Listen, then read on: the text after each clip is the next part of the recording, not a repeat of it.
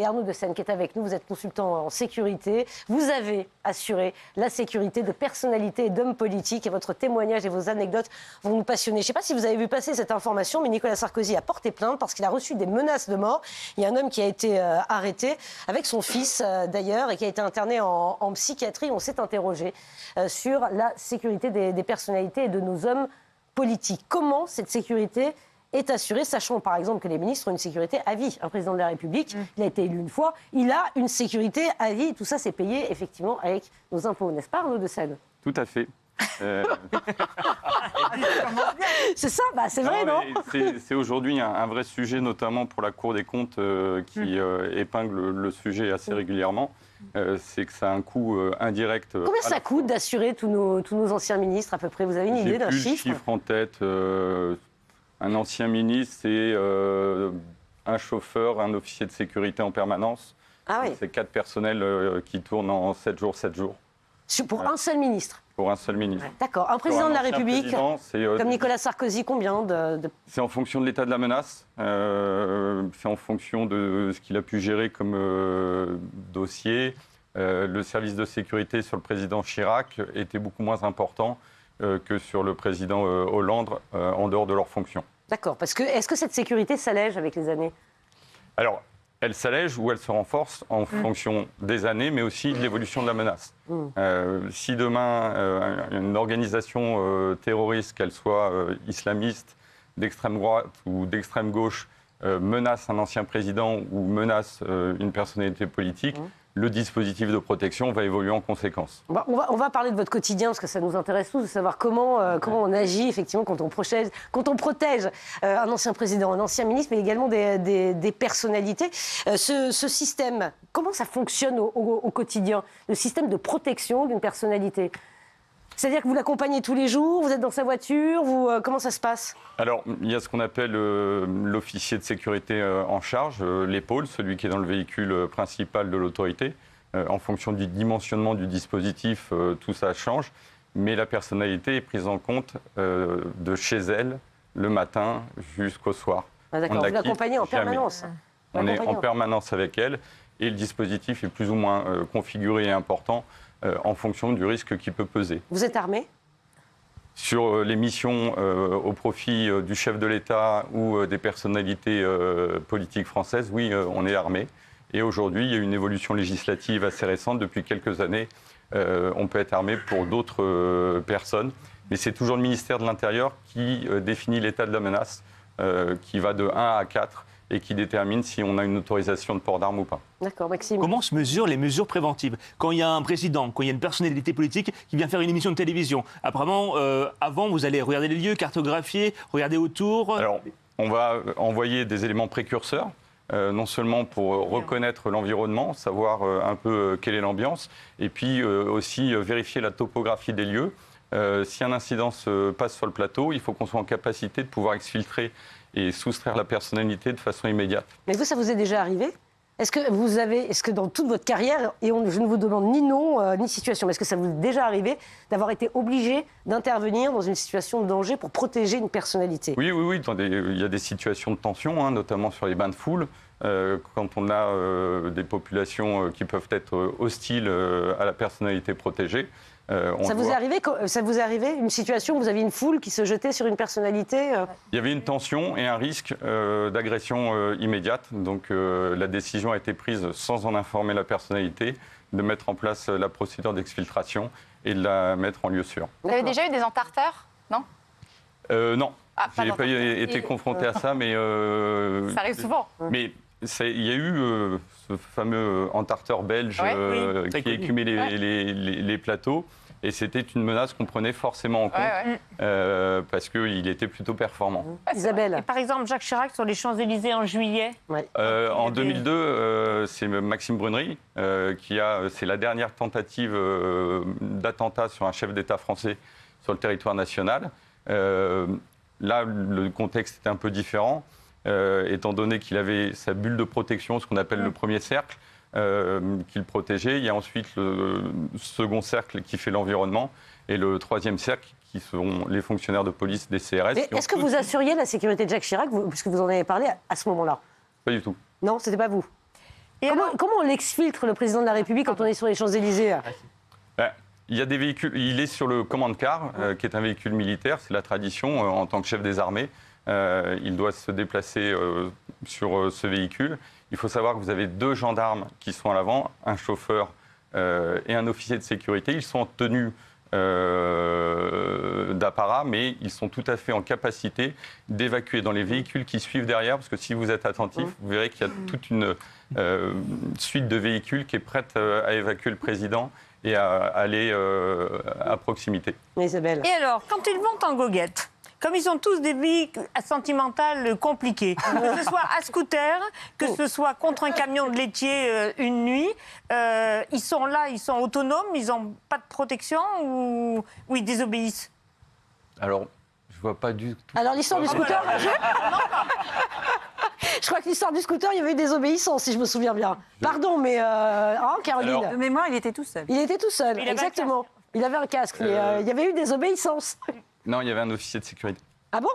Oui, bien sûr, on sait même qui c'est. Ouais. Ah bon, non, bah écoutez, la délégation ne suffit de sécurité. Ce qui est très différent, par exemple, aux États-Unis, c'est le secret de service, le service de protection du président, qui impose au président tous les protocoles. C'est-à-dire que le président américain est sous tutelle de son service de protection. Alors qu'en France, il ne peut pas dire non. Même s'il a des rendez-vous secrets. Ça s'organise. Ah bon, d'accord. Donc il n'y a rien de C'est spontané. la question de concilier la sécurité et le désir d'intimité et de vie privée. Et la vie privée, parce que ce sont des gens qui sont exposés en permanence. Oui, mais enfin, vous les bordez pas, vous les mettez pas dans le lit. Vous êtes devant leur porte? Alors, moi, personnellement, je n'ai bordé personne. Même quand ils débordent. C'est ça, le truc. Mais on est là pour les sécuriser en permanence. On fait partie de leur vie, on rentre forcément dans leur Puis vous intimité. devez signer, j'imagine, une clause de confidentialité, etc. On est tenu au secret de professionnel. rien Est-ce que vous avez divulguer. le droit de leur remonter les bretelles? Parce que c'est quand même nos élus et ils sont supposés nous représenter. Les services américains sont tout à fait en capacité de remonter les bretelles de la personnalité qu'ils protègent. Non, mais les services français, c'est eux qui vous Généralement, intéressent. Est-ce que vous avez remonté les bretelles d'une personnalité quand un officier de politique? sécurité français va remonter les bretelles à la personnalité qu'il protège, mais on n'a jamais de motif pour le faire, bien évidemment. Bon, Arnaud de Seine, est-ce que vous avez dû tirer les oreilles d'une personnalité politique? On ne vous demandera pas le nom. Est-ce que ça vous est arrivé de vous retrouver dans une situation où vous dites stop? Oui, on prend des risques. Alors là, vous réfléchissez à ce que vous allez me dire. Pour des risques liés à leur sécurité, oui. Bah oui. Mais pas pour des risques liés à leur intimité. Il y en a qui ont déjà échappé à votre surveillance de façon intentionnelle, justement. Il y en a qui ont tenté, oui. Ah oui, qui ont tenté, mais ils n'y sont pas arrivés. Ils n'ont pas réussi. Là, ils n'y sont pas arrivés. Arnaud de Seine est très très fort, d'accord. Non, mais Il est connu, le président Macron pour aller voir un peu la foule lors de déplacements. Et parfois, c'est pas du tout prévu au départ. Ah oui, ça, effectivement, un président, quand il décide de faire des bains de foule, mais Jacques Chirac, c'était pareil. Et c'est la différence avec les présidents américains. Les présidents américains appliquent vraiment le protocole défini par le secret de service. Les gens du groupe de sécurité et de protection de la présidence de la République, eux doivent s'adapter en permanence à ce que va faire le président. Et c'est la même chose pour les ministres. Bon, alors vous avez une histoire à nous raconter. Vous avez aussi assuré la sécurité de stars, de grandes stars. Je vous laisse nous dire de qui. Vous vous êtes retrouvé aussi dans des situations où là, c'est pas effectivement une menace de mort, mais c'est plutôt des fans qu'il faut arriver à gérer. Alors, c'était Michael Jackson et on s'est retrouvé plusieurs fois à avoir des jeunes femmes qui nous poursuivaient quand on était en véhicule en se déshabillant. Ah, En déshabillant. oh, ça va, il n'y a pas de danger de mort. Il n'y avait pas de danger de mort. Les paparazzis aussi à gérer.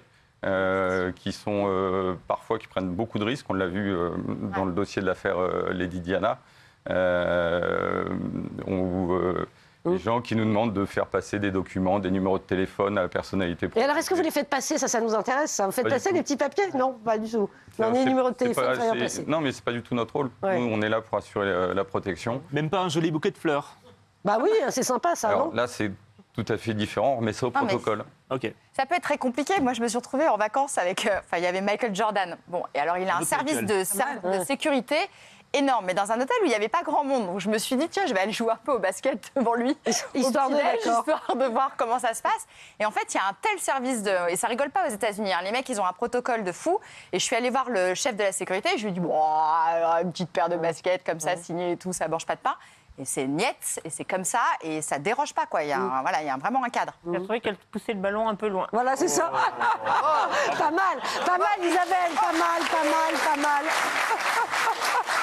Pas mal. Effectivement, personnalité. Aujourd'hui, vous avez laissé ça de côté. Vous faites autre chose. Vous êtes consultant en sécurité. Vous aidez à protéger. Aujourd'hui, je supervise des dispositifs de protection de personnalités menacées. Ah, menacées. Ouais. D'accord. Mais vous le savez, donc elles sont menacées. Elles font appel à vous. Qui fait appel à vous? On vous appelle, on vous dit allô Arnaud? Non? Comment ça se passe? Françaises ou étrangères qui font appel à nos services pour assurer leur sécurité. Mais comment on vous appelle? Comment ça se passe?